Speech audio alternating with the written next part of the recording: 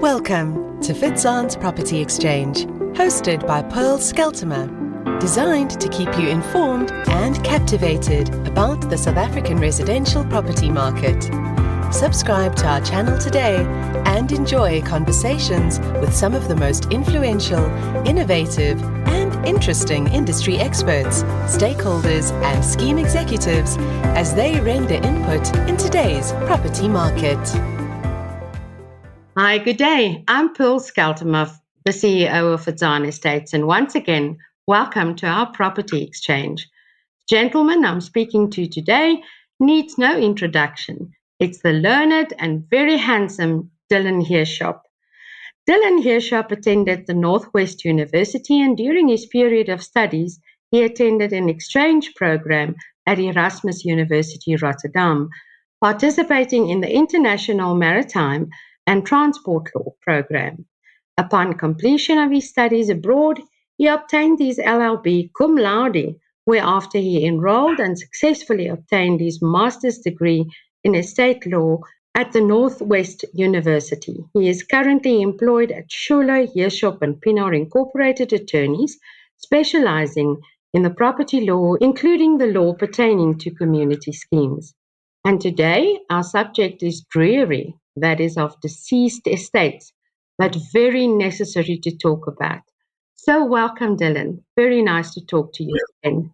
Hi, Paul. Thank you very much. I appreciate being able to have this talk today, and I think it's quite a hot topic, so I think it's very important that we discuss this issue.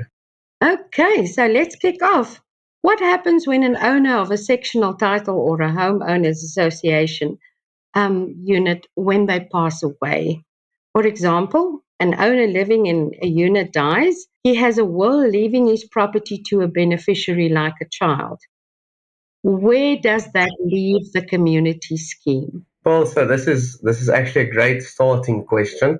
I've seen in practice when I assist clients with legal matters relating to deceased estates, it seems that the client's wheels proverbially falls off. So I always advise my clients that the process when dealing with a deceased estate is in no way more complex than any other collection procedure. The rules of engagement is simply different. So I equate this difference to going to Home Affairs to apply for an identity document or a passport. Even though the forms that we complete may be a bit different, the gist is still the same, and we're still dealing with the law here. But not to steer too far away from the topic, in broad terms, the executor will then be placed in the position of the owner as if he was the owner of this particular property for the duration of the administration of this deceased estate. Just as a matter of interest, how long does it take to have an executor appointed? So naturally, it'll depend on the particular estate and how complex the owner's assets and bequeaths are. But in general terms, we're looking at about 6 to 9 months from the date of appointment of the executor until the completion of the administration. Okay, but the appointment specifically. So I'm talking from a managing agent's point of view.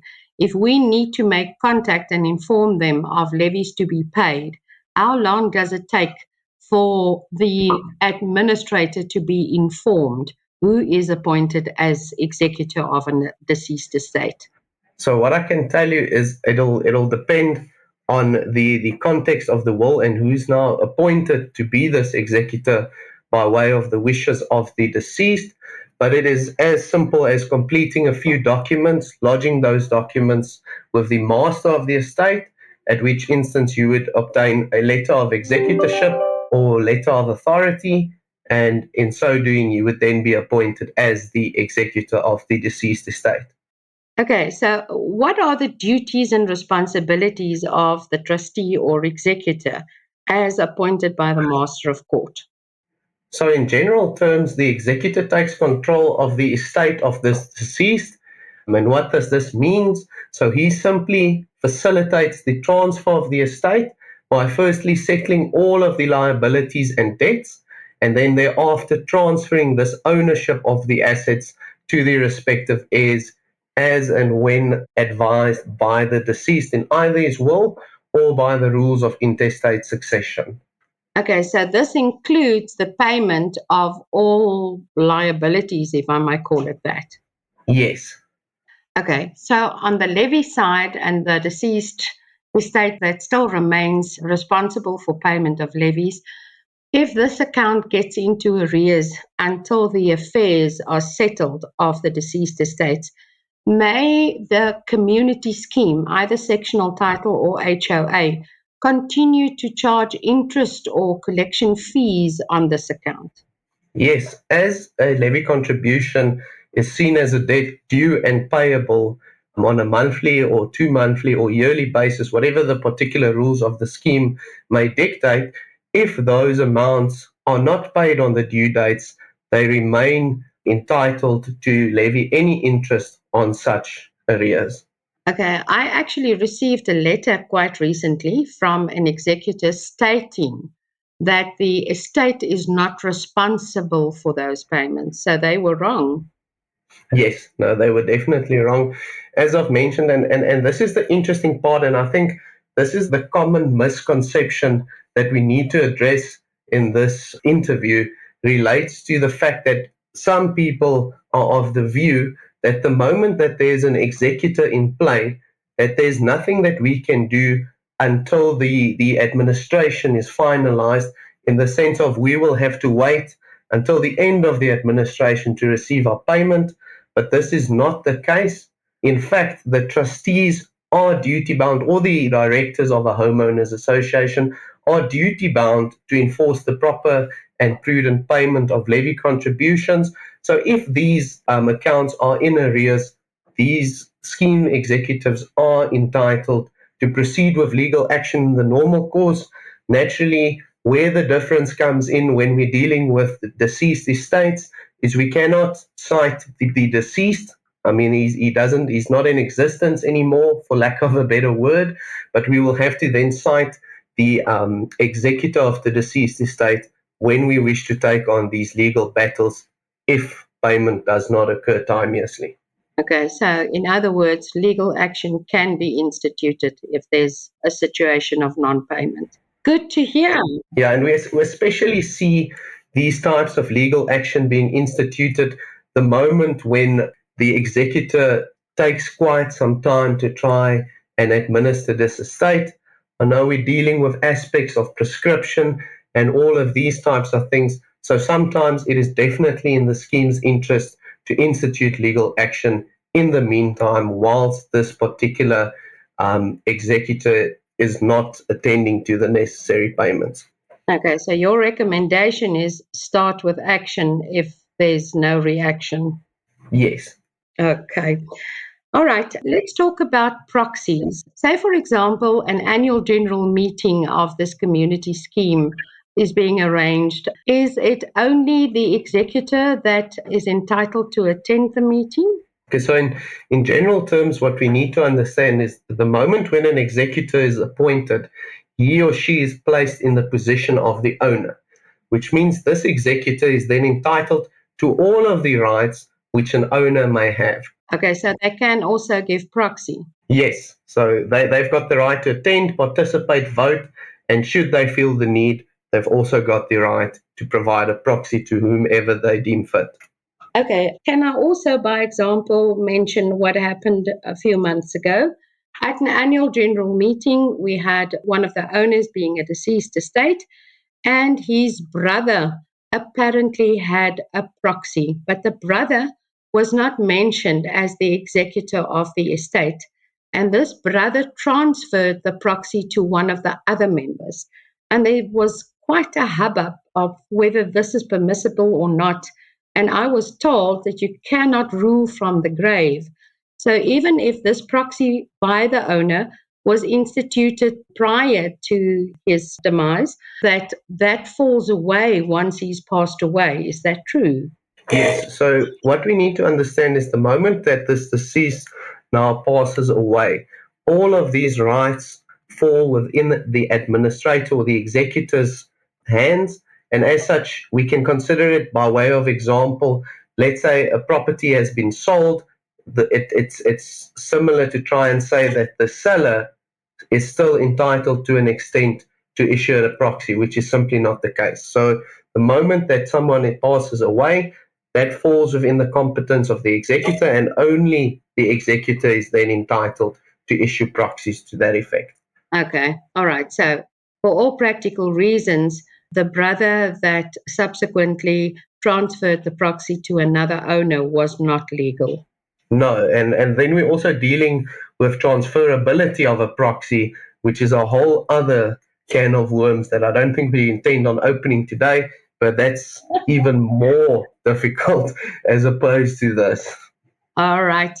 Okay. What happens with the property as such whilst the estate is being wound up? Can the property be rented out? Can the property be sold? Does the property stay empty until the estate has been finalized so that the beneficiaries can take occupation? What happens with the property as such? So what I can tell you is the property remains within the estate, which means that the executor is entitled to make these decisions. So should the executor be of the view that it's financially viable to get a tenant in for the duration of the administration in an attempt to almost ease the burden of the liabilities on the estate, the executor is more than welcome to do that. All right. Let's talk about rented properties. What happens in the case of a landlord that passes away? What happens with a tenant? Yeah, so this is a great question, and I think it goes both ways, that either the landlord is now deceased or the tenant is deceased. We must understand that death normally is not a cause of a contract to be cancelled or terminated.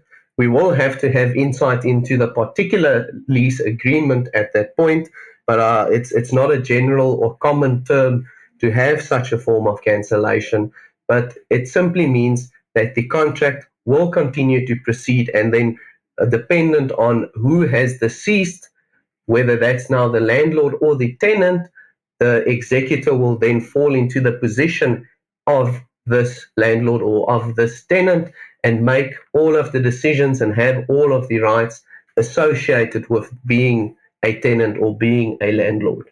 Okay, once again, the landlord has passed away.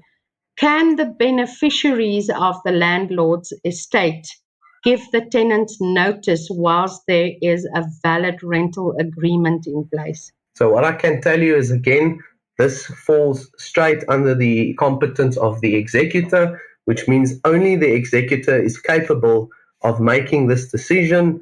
Naturally, executors can be assisted or guided by beneficiaries, and they may give effect to the beneficiary's wishes.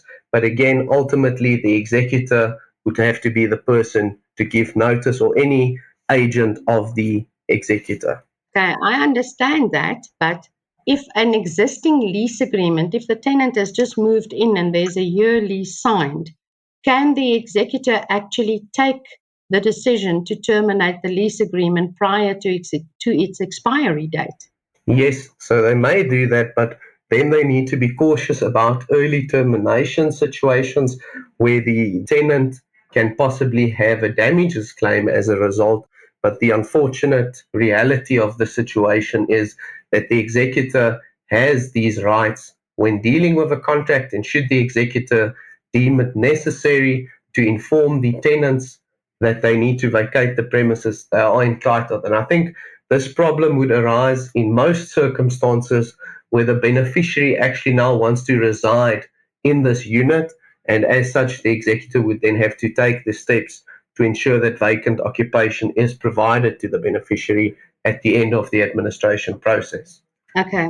I just want to come back to this was now explanation to the landlord passing away. If you have a tenant in a property passing away, what you are saying is that that will all depend on what the lease agreement says regarding a tenant or the responsible party for signing the lease agreement.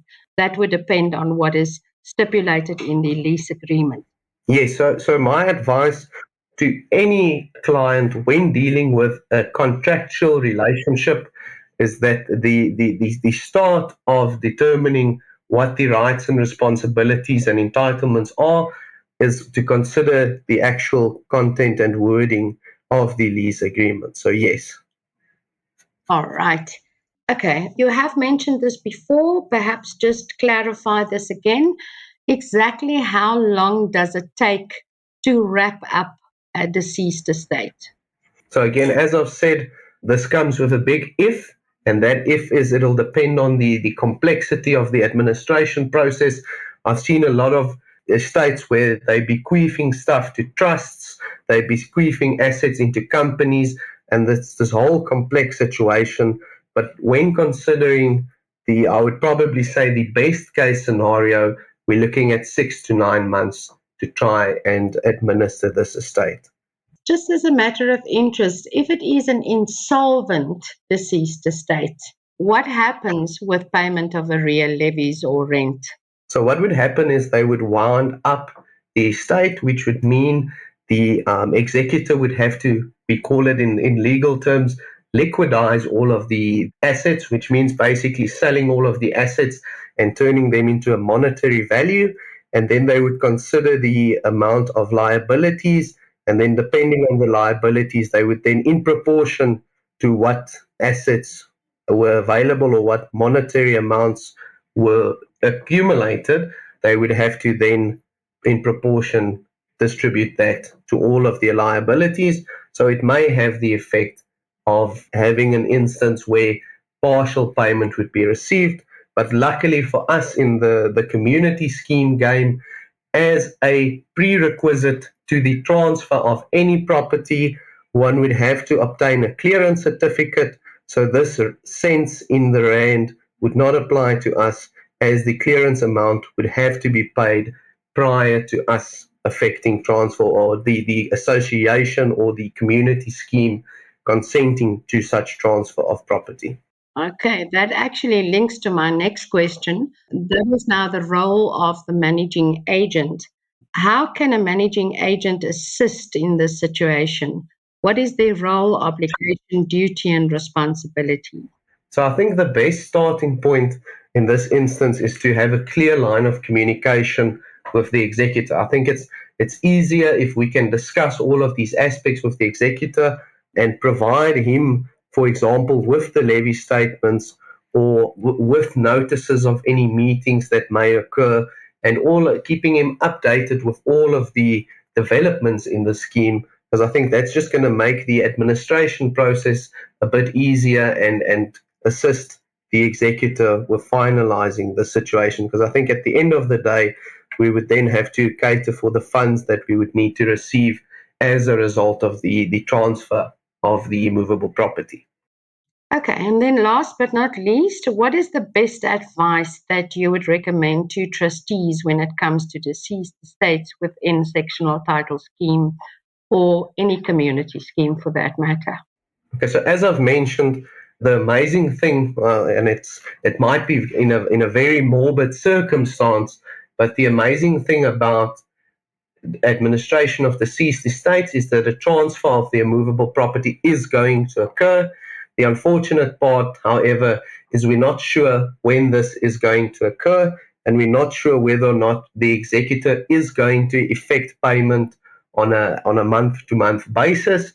So my advice would be that the community scheme or the scheme executives consider the cash flow aspects of the community scheme when dealing with a deceased estate, in order to determine whether or not they would institute legal action prior to the completion of the administration, or whether or not they're willing to wait this out, for lack of a better word, until the administration has now been completed.